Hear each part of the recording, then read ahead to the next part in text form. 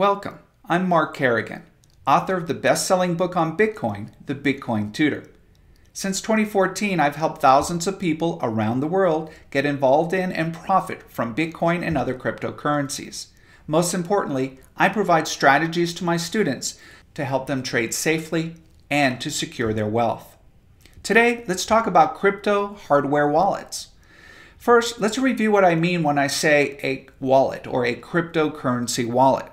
Simply, these are the places where you store your cryptos, and specifically, you store the private keys that control the cryptos. Now, there are many types of wallets, including online wallets, typically at exchanges, desktop, also known as software wallets, mobile wallets, paper wallets, and hardware wallets. Whichever type you choose, each crypto needs its own wallet because these store the private keys and the corresponding public addresses which can be generated from them. Today we are talking about hardware wallets. So these are relatively new and provide a level of convenience not otherwise available to crypto investors before. Now these are small devices, about the size of a USB thumb drive. I have one here from Ledger.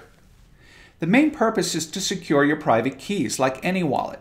However, it has a computer processor, a cryptography chip, and other security built into the device. It also has a USB plug so you can communicate with your computer, and it works with PCs and Macs. Now the two most common are this one, the Ledger Nano S, and the Trezor. Both of them are excellent choices. Now each device supports a specific set of cryptos, typically all the major cryptos like Bitcoin, Ethereum, Litecoin, and others, and some newer cryptos as well, and this list continues to change. When you plug the device into your computer, it uses a special piece of software to communicate with the device. This software is created by the company that produces the wallet, and again, it limits the cryptos to the ones they choose to support, although wallets for new coins are added regularly. Now, how does it work? When the device is plugged in, it authorizes transactions with cryptocurrencies, specifically allowing cryptocurrencies to be sent to another location. Remember that sending a cryptocurrency is the same as spending or gifting or donating a currency. It's all about taking the currency that you have and moving it elsewhere, and you need the authority to do that. The way that these hardware wallets work is by signing transactions. Now, this is not signing like you sign a check with your handwriting. This is a mathematical cryptographic signature. It's a mathematics that confirm that you hold the key and that anyone on the network can confirm that you indeed hold the key simply by looking at a special code. It's very sophisticated mathematics and it works every time. Now, whether you have a Trezor or a Ledger, similar software apps are loaded onto the device itself. Each handles a wallet for a different crypto, and that is supported by the wallet. These little apps can be easily added and removed as needed.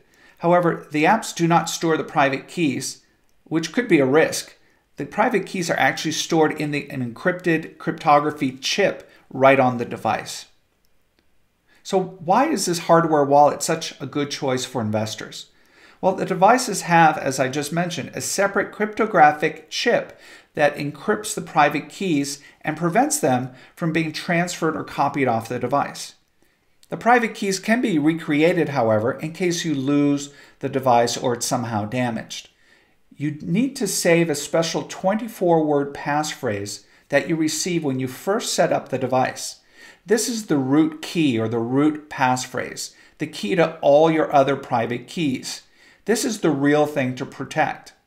The passphrase is something like age, bacon, clown, dog, energy. It'll be a list of words like that, and you must save them and save them in order and put that in a very safe place because if something happens to your device, you can easily restore it. However, if anyone else gets that passphrase, they can also access your keys. So you must protect that as the master password for all of your cryptos. Now the devices themselves, once they're configured, use a PIN code, like a short numeric password, to enable you to get in each time, more easily than typing in a 24-word passphrase. So if you were to lose the device or the device is stolen, people only have 3 tries to enter your code. And if they don't enter it correctly in the first 3 times, the device is erased and they can no longer gain access to the device. So that's another way to secure your cryptos. If it is stolen, the likelihood is near 0 that someone can get in. And you can always restore all of your keys on another device with your passphrase. So how do these passphrases really work? This is all based on an open source Bitcoin Improvement Protocol, BIP. So there are 2 protocols that are used as the underpinnings of hardware wallets, and they're BIP39 and BIP44. Now, BIP39 defines this idea of the passphrase, those 24 words like dog and clown and energy and whatever the words are that define your private key. The BIP44 does something a little bit different, but it's very powerful. It creates something called an HD wallet. That stands for Hierarchical Deterministic Wallet. What that means is from a single root passphrase, any number of additional private keys and public keys can be created for your cryptos.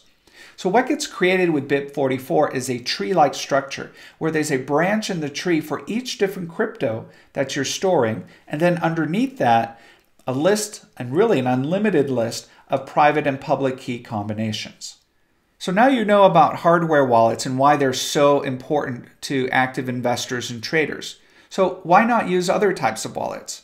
Well, first of all, this is far better than the risk of keeping your cryptos at an exchange. That's called custodial risk because you're trusting the custody of your coins, of your cryptos, to a third party that is probably not insured and in most jurisdictions is not regulated in any way. Now, the exchanges are useful for exchanging one crypto for another, but they don't make a great repository for your valuable cryptocurrencies. In fact, millions of dollars worth of Bitcoins and other cryptos have been stolen in the past from exchanges such as Mt. Gox and Cryptsy. In fact, even I lost thousands of dollars worth of cryptos many years ago before I started learning how to secure my wealth. Now, it's only a matter of time before another exchange goes under and takes all of their cryptos with it. So if you happen to be on that exchange and it goes under, you may never get access to those cryptos again. So after you use an exchange to get the crypto that you want, plan to move them off the exchange when the trade is complete and onto your hardware wallet. Now, there are other wallet alternatives like desktop or mobile wallets. Now, desktop wallets, which are sometimes known as software wallets, they can be safe. However, they are susceptible to computer malware and viruses. And backups are of huge importance in case you need to restore your computer along with all the private keys that got backed up. Now, they're usually encrypted, but still, if something happens to your hard drive, you've lost your access if you don't have a good backup. Now, mobile wallets are useful as well, where you might want to use smaller amounts to do trading person to person or to go to an in-person merchant and buy something like a cup of coffee.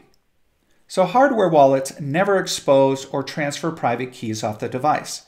So if you have more than a few $100s worth of cryptos, I recommend making a hardware wallet part of your strategy. Now, finally, one of the best reasons for having a hardware wallet is that even if you connect it to a computer that is infected with a virus or some other problem, some malware, you can be assured that that ledger or Trezor device will not release its private key to the virus, that it will be protected even if your computer is infected. So that alone is the reason to consider a hardware wallet. Thanks for joining me in this video today. If you liked it, please support the channel by clicking like and subscribing. And if you have a comment, please leave it below. I read every comment and respond to as many as I can. I'm Mark Kerrigan, founder of the Bitcoin Tutor. Remember to keep learning about Bitcoin and cryptocurrencies and profit from the knowledge.